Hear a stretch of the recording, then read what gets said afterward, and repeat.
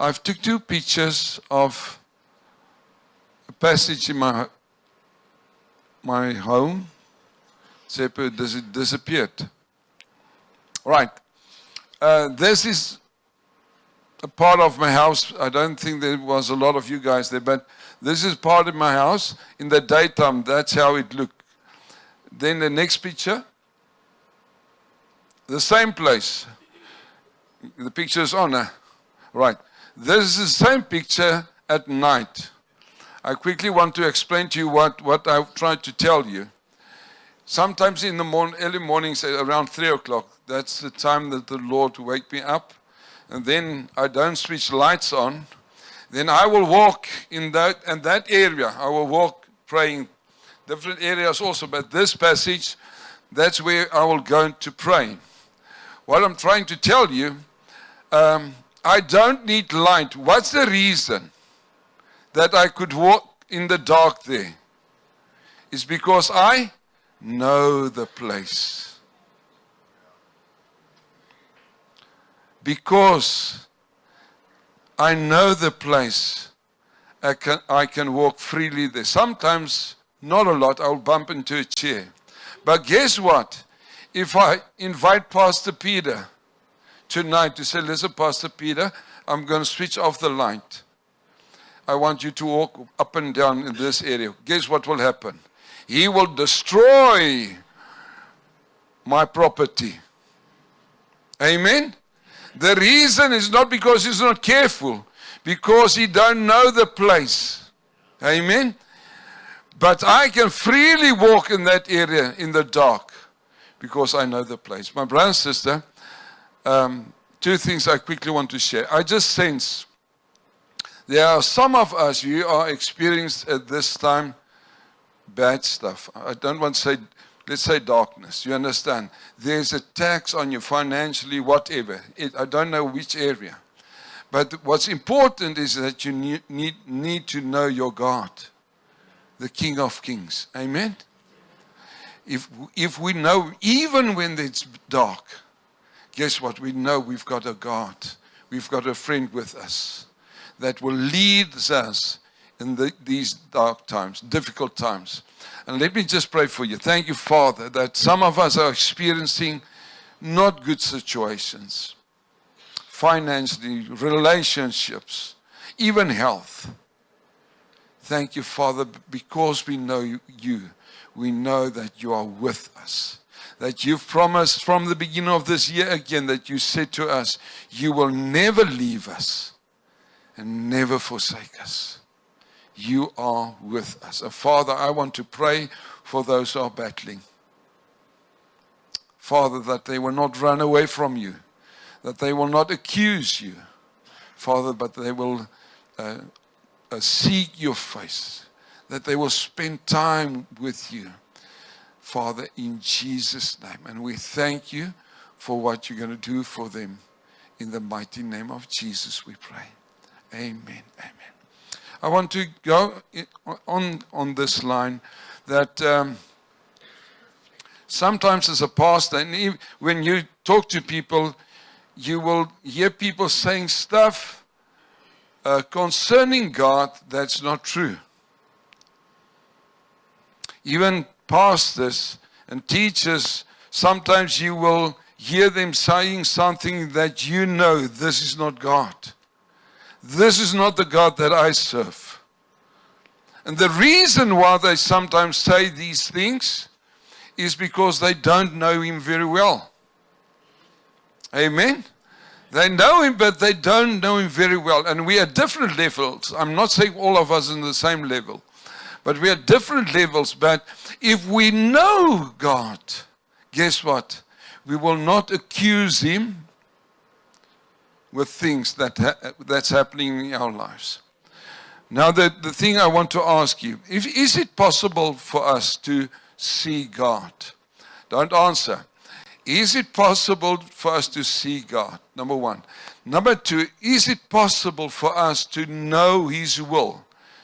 The way God's working. And I want us to go to look at the Bible this morning. Perhaps it's going to be different what I'm going to say, but I want you to listen, not what I'm going to say. I want you to listen what Jesus said and what the Word is saying this morning. You see, we can't change the Word. Our experience is never above the Word. The Word's the thing that we stand on. And this morning I want us to have a glimpse. Do we really know God? Because sometimes we say, and the topic of the heading of the topic of what I'm going to share this morning is, God is good. All the time. All the time, God is good. Let's just say it. God is good. All the time. All the time, God is good. Amen. But when we say this and we say, but, God is good, and but this He did, and then it's negative, and then it's not declaring that God's actually good. God is good, and He did this to me, and tomorrow they say, but He did this to me, and He did not provide. You understand? We add a lot of stuff, and then actually we are saying God's not good. And I want us to look at that. Is it biblical? Is God really good all the time? And I believe we can see it. We will read in the Word. And the way we're going to do it, we're going to look at Jesus' life. Let's start in John. I said John 1. John 1 verse 18. We're going to read verse 18.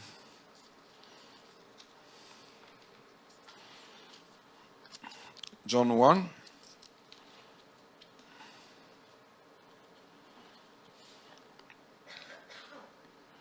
Verse 18.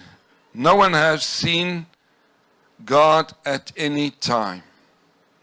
The only begotten Son, who is in the bosom of the Father, He has declared Him. I hope you start picking up what I'm sharing with you this morning. No one has seen God, but guess what? Jesus declared Him. Next scripture, John 12. We're going to read a few verses out of the Bible this morning. John 12.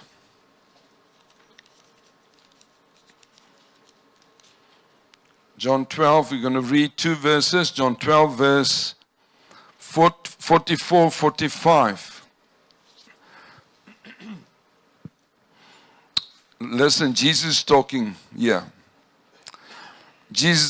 Then Jesus cried out and saying, He who believes in me, believes not in me, but in Him who has sent me. Verse 45, very important. And he who has seen me, seen Him who have sent me. Very important. If we want to know and see God, we need to look at Jesus Christ. Listen carefully, so important.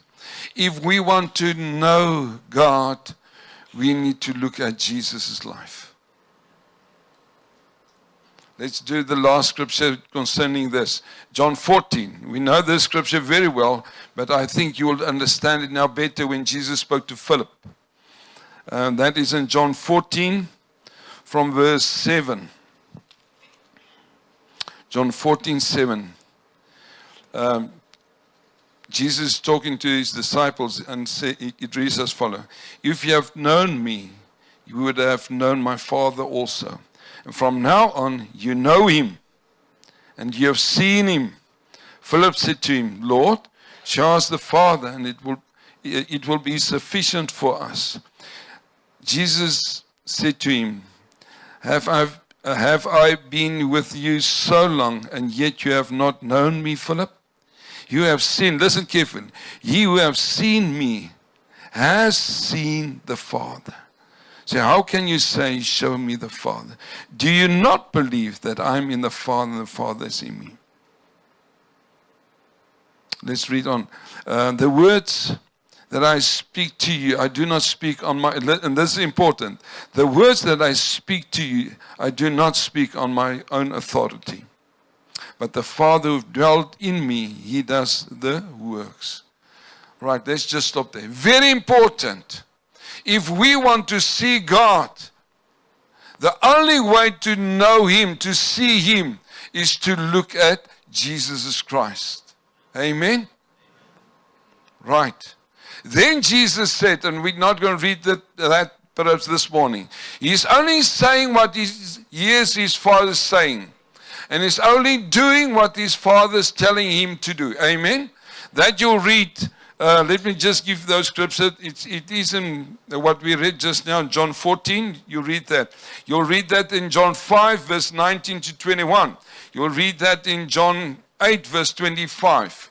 But Jesus declaring, listen, in myself I can do nothing. But only what I see the Father is doing, I'm doing that. And only what I hear the Father saying, I'm saying that. That means, my brother and sister, if I want to know what's the Father's will, I need to look at Jesus. Listen carefully. The only way for me to understand God the Father and see him is to look at Jesus. What he did and what he said. Let's do that. Matthew 4. Matthew 4. We're going to read a lot of scriptures today again. Matthew 4. But please stay with me. Matthew 4, verse 23 and 24. Matthew 4. Remember, chapter 4 is where Jesus was tempted by the devil in the desert. This is just after that. Matthew 4, verse 20, 23. Let's start there. And Jesus went out of Galilee, teaching in the synagogues, preaching the gospel of the kingdom. You know that? I've told you, Jesus preached the gospel of the kingdom. And then he demonstrated the kingdom. Let's go on. Let me start again. And so Jesus went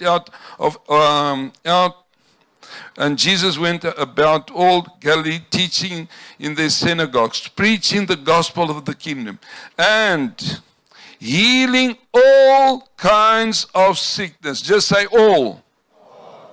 Not some. All. Let me read. All kinds of sickness and all kinds of disease. Say all again. All. It's important. Very important. What I'm going to discuss this morning, you need to be clear. Jesus did what the Father told him to do. And here we read, he healed all kinds of sickness and all kinds of disease. Let's go on. Among the people. Right, verse 24. When his fame went throughout all Sicily, and they brought to him all sick people who were afflicted with various diseases and torment, and those who were demon-possessed, epileptic and paralytic, and he healed them. Right, I want us to be clear. Jesus only did what the Father told him. It means that God the Father told him, heal all diseases, heal all that's sick, cast out all demons. And that's exactly what he did. Are we together?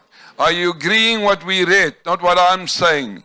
That's why I want you to say all. He healed them all, not some of them. Right, that was the pattern. Let's go to Acts. Let's go to Acts 10.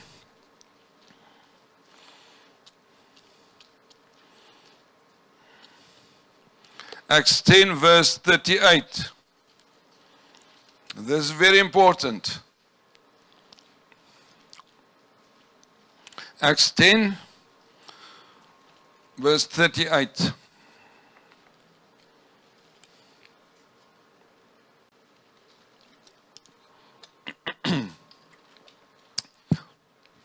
It reads as follows. How God anointed, it's all about Jesus now.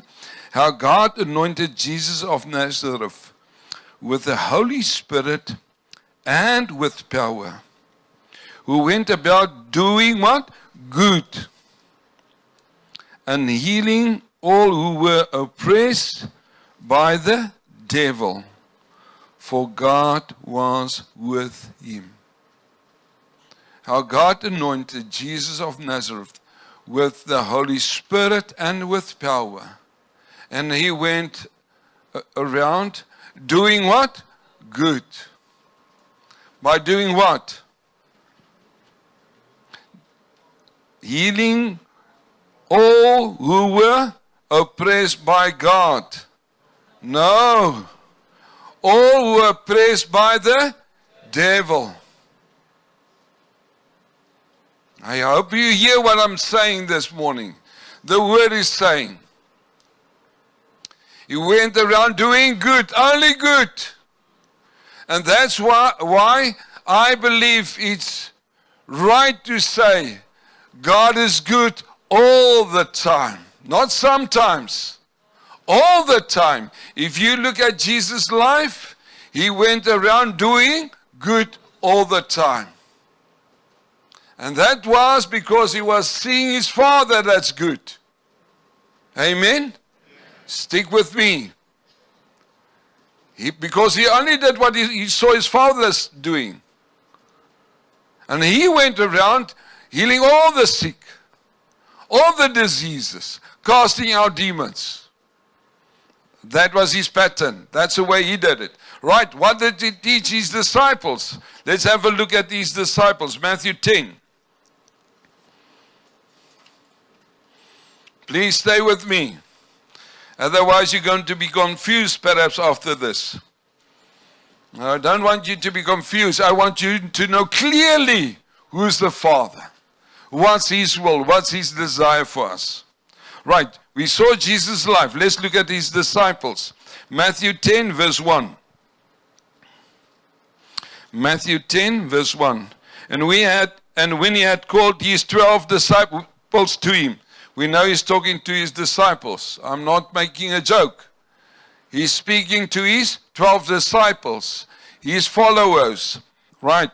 And when he had called his 12 disciples to him, he gave them what Ruth said, power over unclean spirits, to cast them out, and to heal, again, all kinds of sickness and all kinds of disease. What did he taught them? What the Father showed him to do himself. Now he's teaching his disciples that. Are you with me? He did not tell them some sickness, some demons. He said all sickness. Let's go to verse 7 and 8, the same chapter, Matthew 10 verse 7 and 8. Verse 7, and as you go, he's talking to them, as you go, preach saying, the kingdom of heaven is at hand.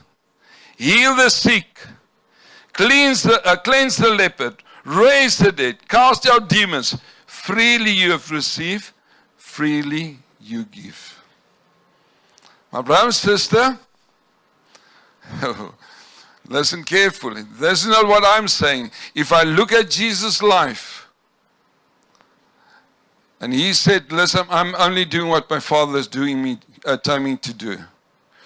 And his recipe is, listen, he cast out all demons, all sickness, all disease. Not some of them. And that's what he taught his disciples. Now we as Jesus' disciples, we cannot change the pattern. We cannot change the principle. And I'm talking to you and I'm talking to me as a pastor. Because, listen, because we will say sometimes to people, we will pray for people, and when nothing happens, we're saying, but it's not your time. God wants you carry this burden, this cross a while? It's because of sin in your life that this thing is there, and that's why you're not healed. Jesus did say, be healed. And then he said, go and sin no more. Are you with me? That's his way. He said, be healed and go and sin no more. You can't say, it's not going out because, or you're not healed because of sin in your life. That's not the pattern. That's not the pattern. It's not the pattern. Jesus never said to these disciples, listen, go out, heal some of them. The others don't heal them because my Father gave them this sickness. I'm going to say it again because sometimes we say this. Jesus never told his disciples, as you go, don't heal everybody. You need the spirit of discernment. This one is God that's causing this illness. This one's the devil. Right, healing. He never said that. He never did it himself. He never taught that to his disciples. How can we say that?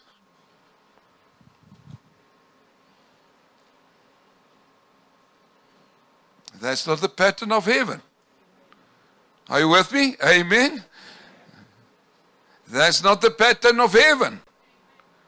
The pattern of heaven, Jesus healed all the sick, all the diseases. And that's what he taught his disciples. We can't change that. Amen? Listen what I'm saying.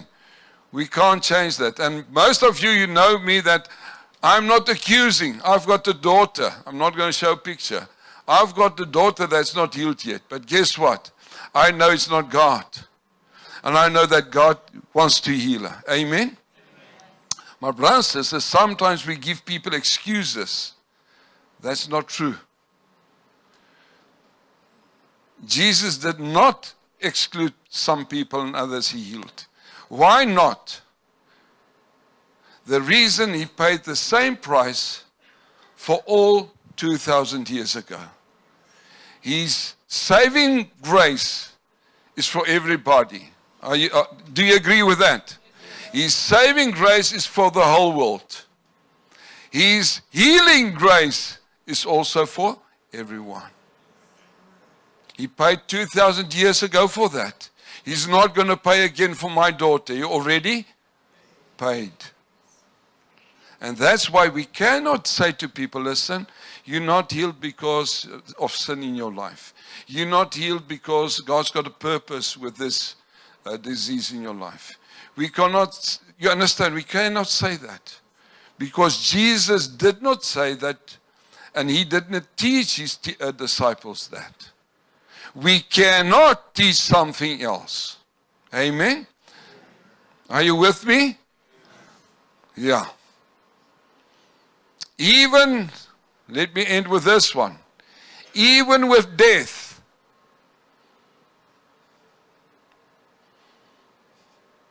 he did not say to some of the people, listen, I'm not going to raise your daughter from the dead because her line was drawn. God decided it's finished. He did not teach his disciples that. He did not teach his disciples, go and raise the dead. But some of them leave them because it's my Father's will. He never taught his disciples that. I hope you're with me. I hope you're with me. If that's a pattern, guess what? That's the Father's heart. And sometimes we as pastors say, no, you understand, we've got good excuses, and they're actually not good excuses.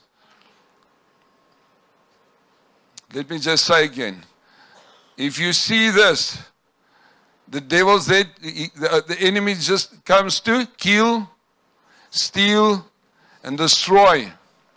He's a murderer, and he's a chief liar.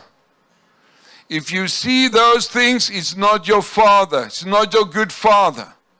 Amen? Amen? That's not your father. Your good father's got good plans for you. And a good future. Amen? And I need to renew my mindset concerning this. I'm not saying we're all going to die. One reality is we're all going to die. That's the reality. But God's got a plan for us. And I believe the word declares that His will for us is 70 plus. Psalm, I can't remember, is it 110? But His will for us is 70 plus. And if the enemy kills, steal, and destroy, guess what? Christians are still going to heaven. And Paul said, it's more better. I don't know what to choose. I want to go, but God's got a plan for my life here on earth. I'll keep on working. Understand? The reality, we will die eventually. But as a born-again Christian, doesn't matter, in a sense, when you die. You will go to heaven and you will have peace, full blessings in the presence of God.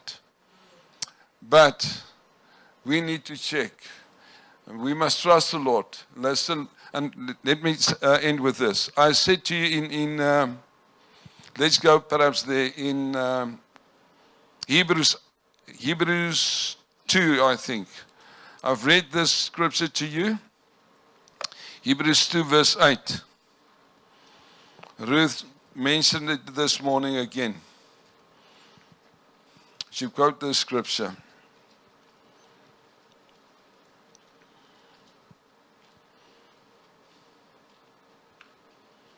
I'm not going to read verse 7. I'm just going to read verse 8. He's talking about the human being. Hebrews 2 verse 8. You have put all things in subjection under His feet. For in what he put all in subjection under Him, He left nothing that is not put under Him. That's His heart. Everything's supposed to be under our feet. But then it ends. But now, we do not yet see all things put under Him. But we see Jesus. And it's true. At this stage, not everything's under our feet. But the Father's desire is that everything will be under our feet. And that's a process of growing in faith, trusting the Lord for breakthroughs. Amen? God's heart that everything will be under our feet. Everything. And my desire for my life, my desire for each one that's here this morning is, Lord, that we will grow, that we will know Him, spend time with Him. So when we go out, we will be Christ-like. We are disciples. Amen. You are a disciple of Christ. John 14. I promise that's the last scripture. John 14.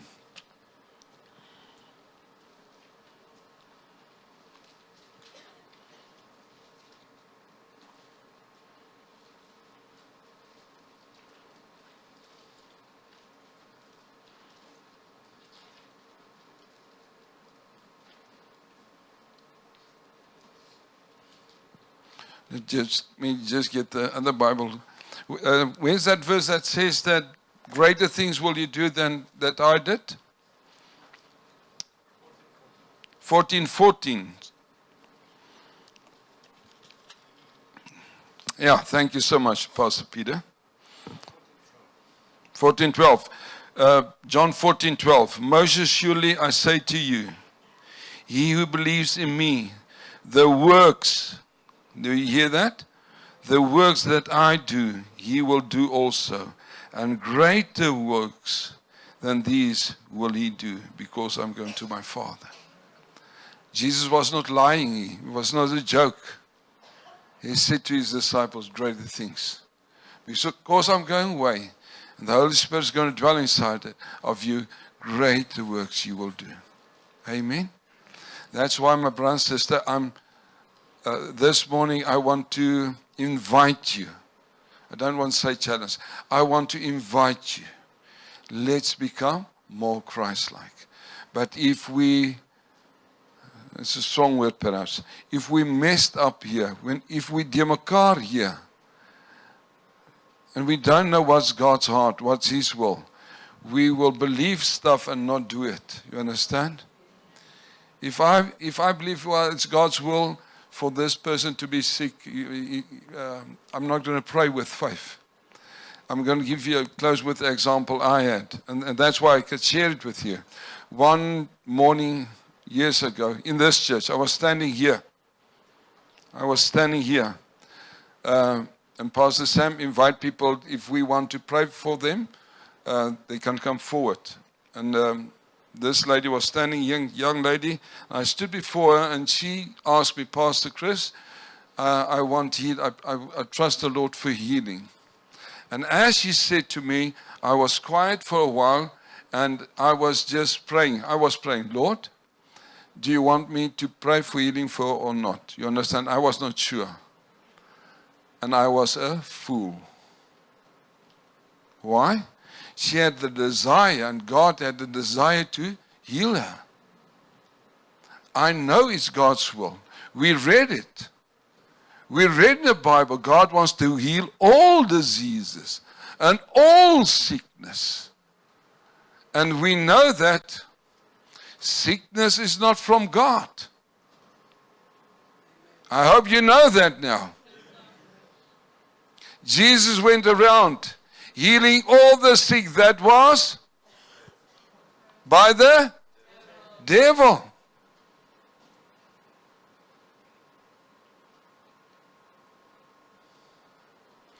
Jesus never worked against God. Yeah, I'm not going to explain that. I hope you hear what I'm saying. Jesus never worked against God. If it was God putting sickness on people, how will He heal them? It doesn't make sense. If God gives sickness to people and He's healing all, then He's working against His Father. Logic. I hope you hear what I'm saying. That's why never Jesus worked against His Father. He said, just what I see, I'm doing that. Amen? I hope He set you free this morning and give you faith in God that He's always good. Listen, He's always good. Perhaps at this stage you don't see it. You're a bit in the dark, but ask Him, Lord, reveal yourself to me by your Spirit. Amen? Reveal the Father to me. And we need to look at Jesus, and then we know who's the Father, what He's doing. Amen? Let's just pray. Thank you, Heavenly Father, that we can honestly declare you're always good, all the time. Always. And we thank you for that. Father, sometimes we experience bad, ugly stuff. But we know it's not you. You're not a thief. You're not a liar. You're not the one that kills, steals, and destroys. You're not that. You came to give us life and life in abundance. You declare in your word, you're always for us. If you are for us, who can be against us? And we thank you for that security. Thank you, Father, that we know you always, always good to us.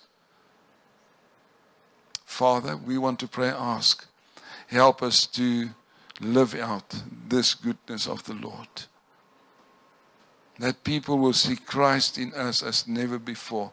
We are your disciples, Jesus. We are your disciples. Help us to be truly disciples. That we will do what you did. In Jesus' name we pray. In Jesus' name we pray. Help us that all things will be underneath our feet. Because we know it's your desire. We pray and ask this, Father, in the mighty name of Jesus Christ. Amen. Amen.